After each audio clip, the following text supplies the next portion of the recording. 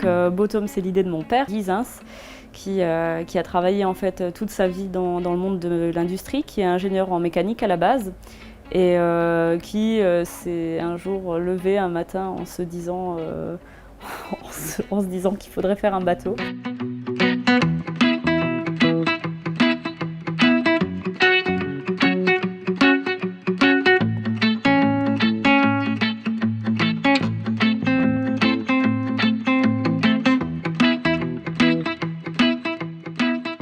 On ne se réveille pas forcément au même endroit tous les matins, donc on a la liberté de pouvoir se déplacer quand on le souhaite, et puis du coup ça donne vraiment une impression de liberté, de pouvoir changer d'ambiance, changer de ville, pourquoi pas, passer de la nature à la ville, ce genre de choses. Et après, ce qui est super intéressant, c'est les grandes baies vitrées. Comme on est vraiment juste au-dessus du niveau de l'eau, on a l'impression d'être très très proche de l'eau, de la nature. C'est encore différent que d'habiter en bord de canal ou en bord de mer. Les gens demandent souvent si on est bercé la nuit.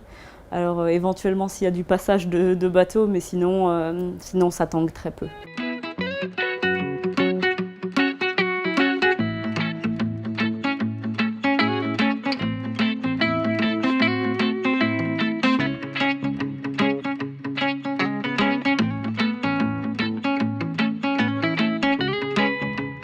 Le gabarit du bateau a été étudié pour passer sur la très grande majorité des canaux, donc il fait 5 mètres de large, ce qui lui permet de passer dans toutes les écluses, 20 mètres de long.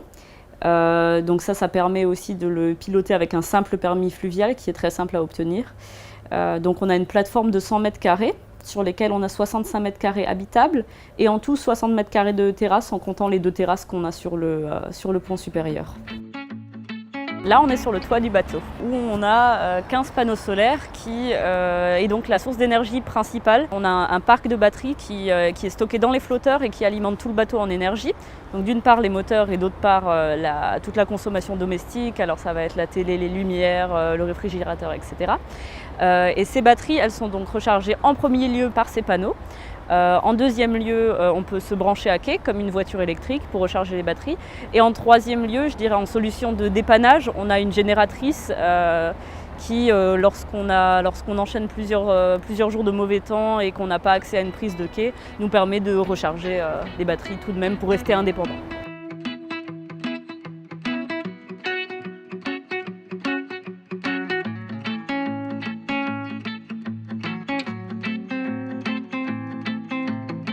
Une maison flottante, c'est juste une maison qui flotte, c'est pas motorisé, alors qu'un bateau, c'est un vrai bateau. Donc en général, en anglais, voilà, on dit houseboat. En français, on peut traduire par bateau logement, bateau habitation.